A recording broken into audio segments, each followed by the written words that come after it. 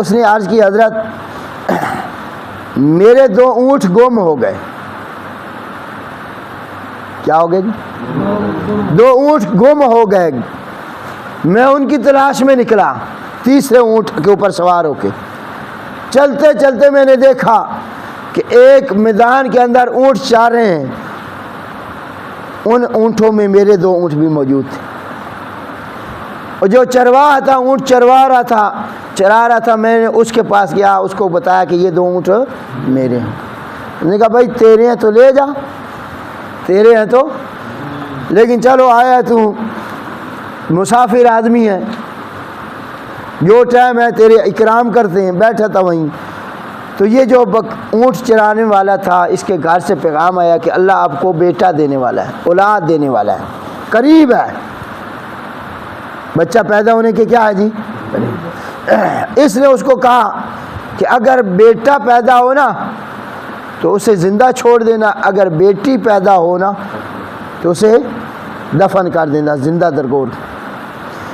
یہ جس کے اونٹ گمے ہوئے تھے آیا بیٹھا تھا, اس نے پوچھا کہ یہ کیوں کہہ رہا ہے تو کہ بچہ پیدا ہو بیٹا تو اسے زندہ چھوڑنا, اور بیٹی پیدا ہو تو اسے زندہ دفن کر دینا. تو اس بندے نے کہا کہ ہمارے اس علاقے کا رواج ہے کہ بیٹا پیدا ہو, یہ حضور علیہ الصلوۃ والسلام کی ولادت سے پہلے کی بات ہے,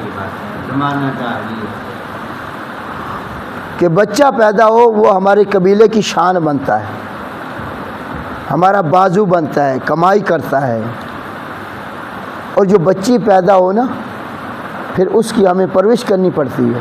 پھر جب بڑی ہو جائے تو ایک اور بندے نے اس شادی کرا کے توڑنا پڑتا ہے, رخصت کرنا پڑتا, داماد بنانا پڑتا ہے کسی غیر بندے کو. تو ہمیں اچھا, اس نے کہا اچھا یار اگر بچہ پیدا ہوا نا تو وہ تو رکھ لیں, تیرا ہی ہے, اگر بیٹی پیدا ہو تو مجھے دے دینا. بیٹی پیدا ہو تو ویسے بھی تو نے اسے مارنا ہی ہے نا, تو تیرے کاغذوں میں تو وہ ماری جائے گی نا, مجھے دے دینا.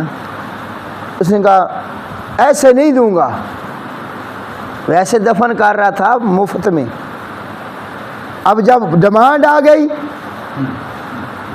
کہ ہمیں دے دے, کہتے مفت کیوں دوں بھائی, اچھا بھائی کیا لینا ہے, کیا لینا ہے, ڈیمانڈ کر. اب اسی جس کے 2 اونٹ